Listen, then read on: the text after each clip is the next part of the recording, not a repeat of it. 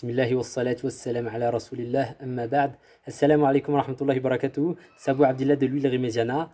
Alors aujourd'hui, j'ai décidé de vous montrer comment reconnaître une huile de Nigel de qualité. Alors j'ai pris avec moi une huile de Nigel de notre huilerie familiale, l'huile Riméziana, et une huile de Nigel classique que l'on peut retrouver communément sur le marché. Alors on va pas perdre de temps, plus qu'une image vaut mieux qu'un long discours. Je vais vous montrer ça tout de suite. Bismillah.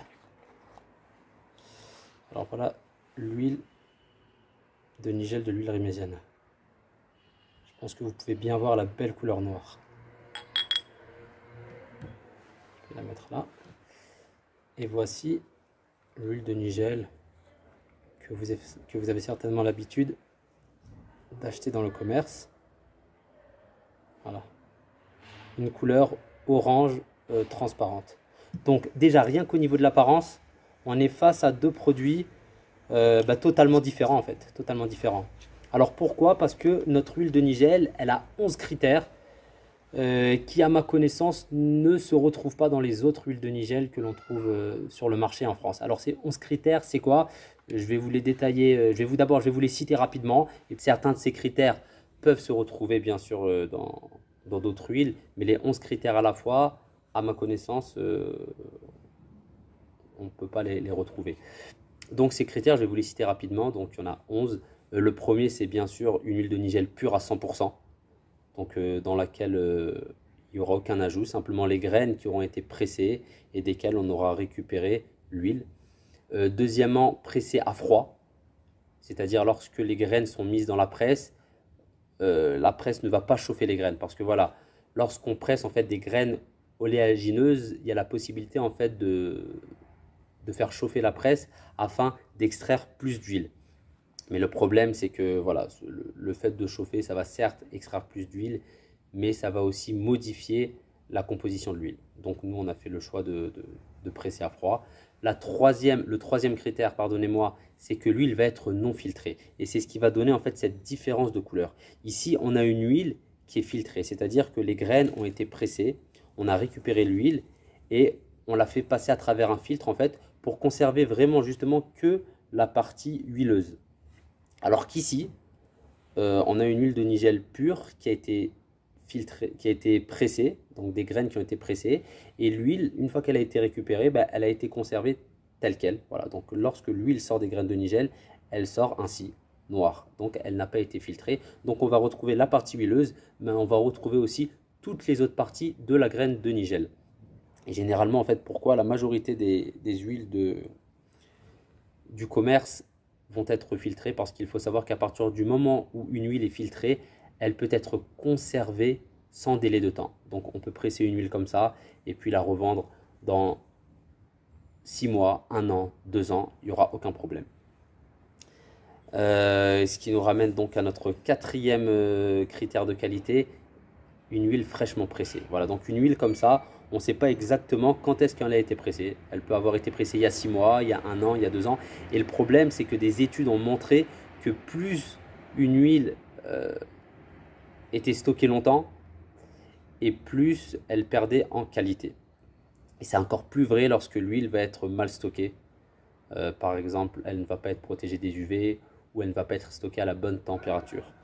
Donc nous, ici, à l'huile Riméziana, on propose en fait, et c'est donc notre quatrième critère de qualité, on propose des huiles fraîchement pressées. Cette huile, si je ne me trompe pas, elle a dû être pressée il y a moins d'1 semaine. Et lorsqu'on les vend sur notre site, on indique tout le temps la date de pression. Donc ça peut être 1 semaine en amont, 2 semaines, 3 semaines. Voilà, mais on ne va jamais retrouver sur notre site des huiles qui sont pressées depuis 6 mois, 1 an ou plus.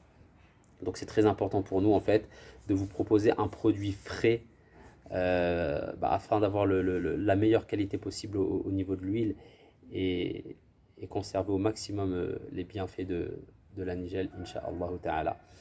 Le cinquième critère, on va être en fait, donc va se retrouver au niveau de la sélection de la graine.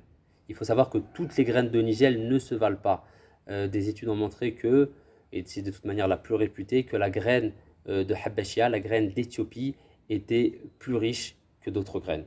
Donc nous, voilà, on utilise donc une graine d'Éthiopie Après, c'est vrai qu'elle est très forte et que certaines personnes ont du mal à la supporter. Et c'est pour ça qu'on propose aussi à côté une graine d'Égypte qui est aussi très bien et qui est beaucoup plus douce en fait, qui est beaucoup plus douce. Donc voilà, ceux qui aiment la graine d'Éthiopie, ben, faut foncer parce que c'est la meilleure, c'est la plus réputée.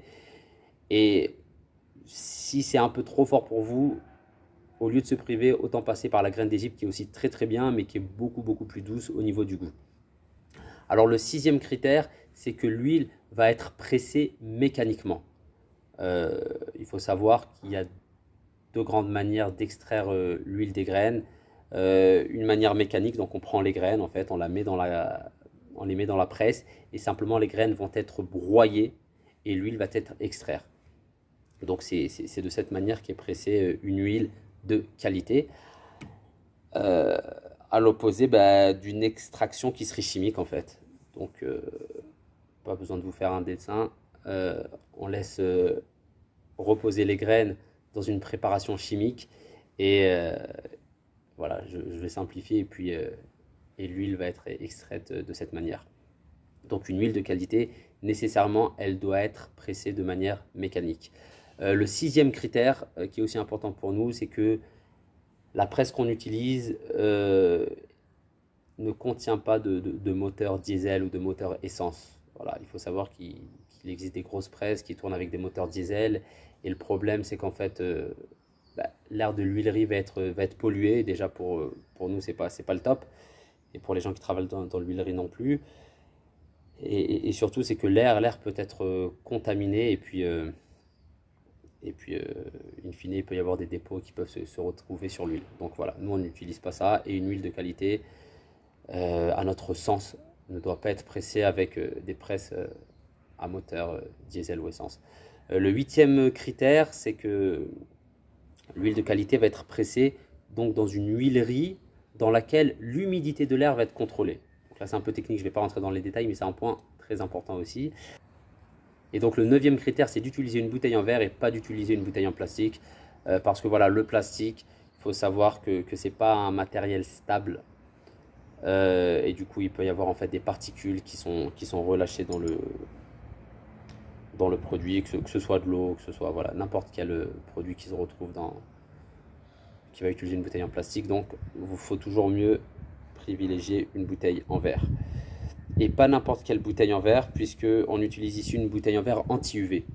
Voilà, parce qu'il faut savoir que les UV vont altérer la qualité de l'huile. Donc c'est très important en fait d'avoir une bouteille anti-UV pour que l'huile soit conservée de la meilleure manière. Et ça c'est notre 10e critère. Et le 11e critère, c'est que une huile de qualité, à notre sens, doit provenir directement de l'huilerie. Nous sommes une huilerie familiale, on presse nous-mêmes notre huile et ça, pour le consommateur final, en fait, c'est la meilleure garantie que le produit qu'il a face à lui, c'est bien un produit de qualité parce qu'on sait où il a été fait, on sait par qui il a été fait, on sait comment il a été fait. Alors que souvent, voilà, les revendeurs d'huile, souvent c'est simplement des revendeurs. Ils peuvent avoir acheté leur huile au bout du monde. Dans n'importe quel pays, voilà, on ne sait pas où exactement, on ne sait pas de quelle manière ça a été fait, on ne sait pas par qui ça a été fait.